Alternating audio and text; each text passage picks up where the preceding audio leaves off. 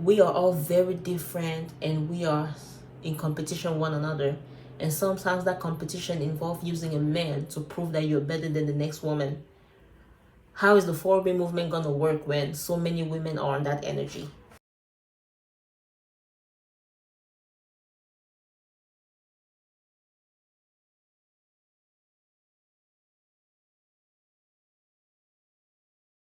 Hi everybody, welcome to my YouTube channel. Welcome back if you've been here before. My name is Alexis, and on this channel I cover viral topics and I cover important lessons and takeaways that I get from said viral topics. Today I wanted to talk about the 4B movement. The 4B movement originates from Korea, and it's a movement that implies that women stay away from romantic partnerships with your male counterparts. So that's women opting out of marriages, women opting out of situationships, women opting out of becoming mothers, and women opting out of having intercourse with your male counterpart. Just pretty much women opting out with anything romantic involving your male counterparts, pretty much. Women literally just gave up on their men. They're like, they're fucking assholes, they're not gonna change, so we're all gonna go extinct. No heterosexual marriage, no childbirth, no dating men, and no heterosexual relationships. These are the vibes of the 4B movement in South Korea. It's basically a feminist movement protesting against the country's rampant misogyny and advocates women to reject gender norms, including marriage and having kids. The 4Bs stand for the 4 principles in Korean, coined in 2016 by the author Cho Nam-ju. Now it's blowing up on TikTok, especially after these YouTubers on their platform Solidarity said that marriage is the root cause of patriarchy. But a recent catalyst of the movement may also be incidents of high-profile murders of women, revenge porn, and spy cam sex crimes. Lots of people online are saying it's a long time coming and it's a rational response to the male-dominated culture of South Korea. You can also see women from other countries expressing solidarity with the 4B movement and wanting it to spread. Some critics of the 4B movement are claiming it's the reason behind the low birth rate in South Korea. South Korea has the world's lowest birth rate and hit an all-time high in 2023 of only 0.78 kids per woman. But others argue that the low birth rate is due to economic reasons, like poor job prospects, the high cost of raising kids, unaffordable housing, and long working hours. And the gendered reasons. Mothers face discrimination in the workplace, gender-based violence is prevalent in relationships, and women are expected to take on the majority of household burdens. But some female South Korean bloggers have said that the 4B movement is just an exaggeration of Western ideologies and represents a very small part of the population. It's hard to know how many women are part of 4B, as lots of the women keep themselves anonymous, but estimates range from between 5 to 50,000 women. For some reason, nobody's really talking about the actual solution as to how to make women feel safer into engaging in romantic partnerships with men and even having children. Everybody is trying to fearmonger women into not adopting the movement, but nobody really want to discuss different ways in which we can make women happier in all these different roles, as wives, as girlfriends, as women just living, and as mothers especially. The movement have gotten global and it's gradually creeping into the Western world. And by Western world, I mean the US, the United States of America. A lot of American women are talking about the movement. A lot of American women are trying to adopt the movement. A lot of American women believe in the movement, and a lot of American women are fed up with a lot of our male counterparts, and we believe that the movement is going to help us. Today I wanted to talk about a few reasons why I think the 4B movement is not going to be successful out here in the US. Number one, I believe that the 4B movement will not be a success in the US because as of now, it seems like women are not capable of decentering men. The 4B movement is by women who are fed up, tired, exhausted, and are ready to just decenter men effortlessly. As of now, we actually have a movement called Decentering Men specifically, but so far, what I'm noticing about the movement is that the movement is called Decentering Men, but the movement is very male-centered. Decentering men has nothing to do with getting a man's attention, which is what I think a lot of women are doing subconsciously, to be fair. I don't think a lot of women, American women, are realizing that that's what they're doing, but I think that's what they're doing. A lot of this is centering men, content, still talk about men and still talk about what men are doing and how to make a man change.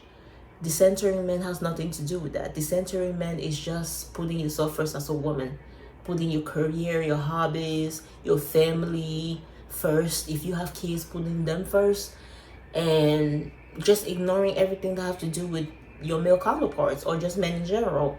Some of us try to use the 4B movement as a way to scare people into thinking that if they don't give us what we want, if they don't give us commitment, if they don't give us the love and support that we deserve, we're just gonna take ourselves out of the equation. That's not what the 4B movement is about. The 4B movement is not a threat. When you're about that, you make it happen. I'm talking about the collective of the American female population. Collectively, the way I see how a lot of us move, we are definitely not ready to make the 4B movement stick. A lot of us are still very male-centered. A lot of us still want and crave male attention. I didn't even say companionship, because if companionship is all we wanted, we would opt out the moment we don't have it. But some of us as American women are still craving male attention, and we are doing everything in our power to get it, including pretending as if we are for the 4B movement, when a lot of us who claim that we are for the movement are actually not. My second point is Western women are not as oppressed as women from third world countries. I am not saying that Korea is a third world country. I don't even believe that. I think it's a first world country by definition. I'm not sure. But as of now, the struggles that women from over there, like Korean women, were facing or are facing, is completely different from the struggles that American women are facing. There are still men who have some level of emotional intelligence here in the Western world in a way that men from some of these other countries like Korea don't have. In a lot of those other countries, the roles are very strict. A woman is supposed to stay home. She's supposed to cook, clean, take care of the family, and sometimes she too is supposed to work. But she cannot talk back to her husband. She cannot stand up to her husband. She has to go by the rules. She has to respect whatever customs that were created for her. And they are very strict. The rules are very strict. And if as a woman you don't go by those rules, it can be very punishable. Women from places like Korea don't have certain freedoms that American women have. So we might be underestimating how much pain they go over there. So we might be comparing ourselves to women from over there, thinking that we go through as many things. But if we look at how they're treated based on cultures and customs and things like that, they're actually very much way more mistreated than American women are. When people start comparing different groups of men to one another, I think it's very easy for American women to realize that the Western world encourages men to be a little less harsh than men from other groups, even though they're still pretty much all the same. The Western world is a little less harsh on women compared to women of other ethnicities and other parts of the world. And I feel like when American women really take the time to search into that and notice those things, they will just probably think, some American women will just think that the 4B movement is not necessary for them. My next point is that I feel as if a lot of Western women do not mean what they say because they're too loud about it. Right now, I feel like the 4B movement coming from American women in the US, is too loud. I hear too much about it. The movement is not something that you talk about. It's something that you shut up and do. And if we were really about that, the movement would have been in full effect already. It feels like some women are adopting the movement, and that few percentage of women who are adopting the movement is scaring everybody, because maybe some people, especially some men here in the US, never thought that any woman at all would even think about the movement like that. But it's possible. I just don't think it's gonna take over the way some people are trying to pretend as if it would. The more you talk, it's almost as if you lose your strength. People who talk the most don't have a lot of strength.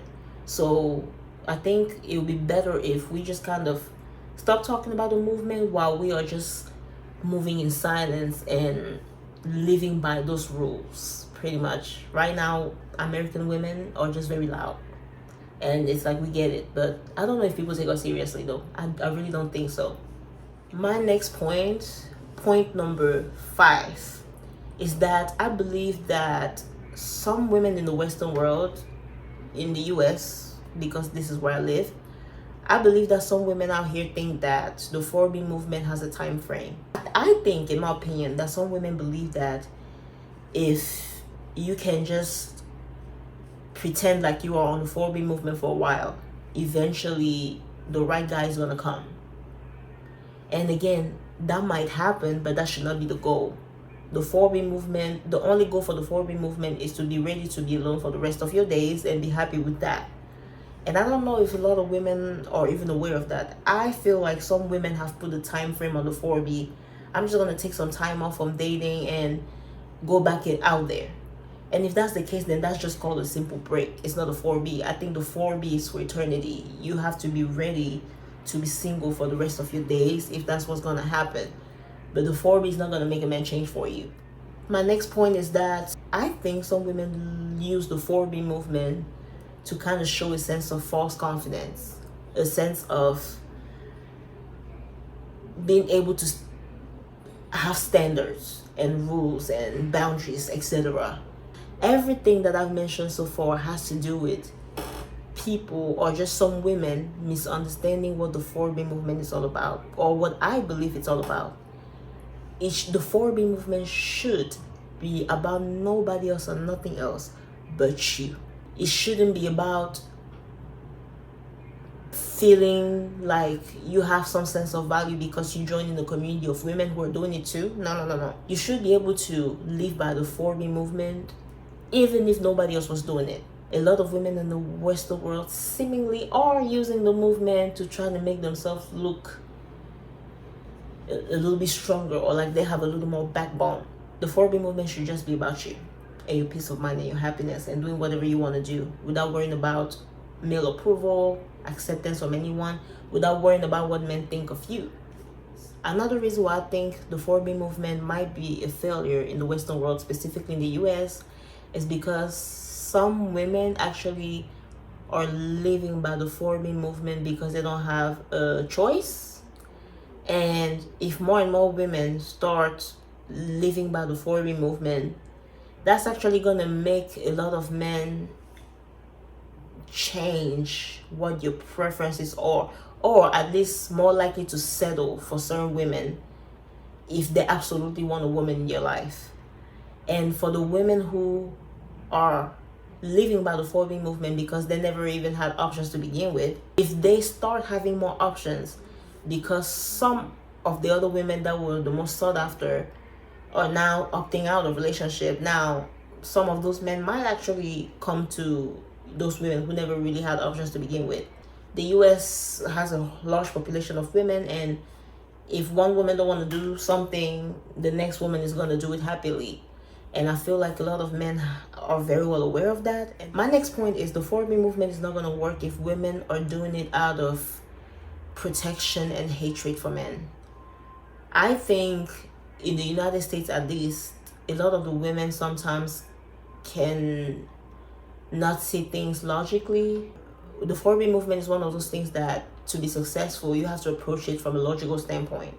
A lot of women might have animosity towards a certain guy or men in general for specific reasons, and they will try to use the 4B movement as a way to cope with that hatred or that animosity or that fear for the men. I think the 4B movement will be a failure here because the women are not approaching it logically. It's a lot of emotions involved. Another reason why I feel like the 4B movement will not be a success in the Western world, specifically the USA, is because the USA is not just a country like Korea with mostly Korean women.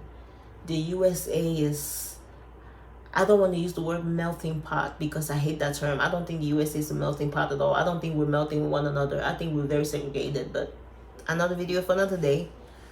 The USA has a lot of diversity.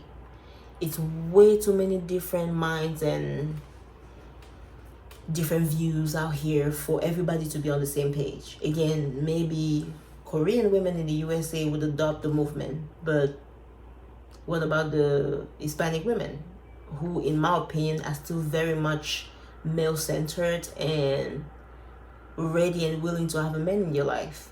What about them? What about some black women who are very male-centered and identified? We are not the same. The women in the Western world, especially in the US, we're not the same. We come from different parts of the world. The parts of the world where men will always be on a pedestal. I don't think all the Arabic women living in the US care for the 4B movement. They're never going to decenter men. Men are very important in your culture and your religion. So if you consider all of that, the 4B movement will never be truly successful here in the US. It's only going to be from maybe white American women who are fed up with men in general, and black American women, some black American women who are really just fed up with how much we go through at the arms of men.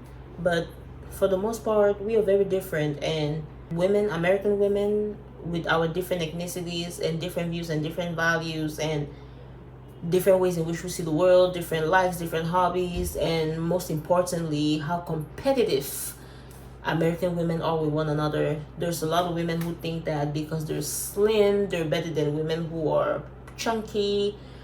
A lot of women believe that because they have white or lighter skin, they're better than women who might be darker skinned. A lot of women believe that maybe because they, I don't know, they are aesthetically pleasing in the face, they're better than women who are just average looking. We are all very different, and we are in competition with one another. And sometimes that competition involves using a man to prove that you're better than the next woman. How is the 4B movement gonna work when so many women are on that energy? Way too many women from different parts of the world. Way too many women competing with one another. American women with all our differences in racial groups and ethnicity and stuff like that. We really want to adopt a movement that was created in a country where all the women look the same, talk the same, probably are not the same in a lot of ways, but have way too many things in common, way more things in common than American women as a whole could ever. So we are just different women, and it's okay, but I don't think when it comes to the 4B movement, we should have any high hopes.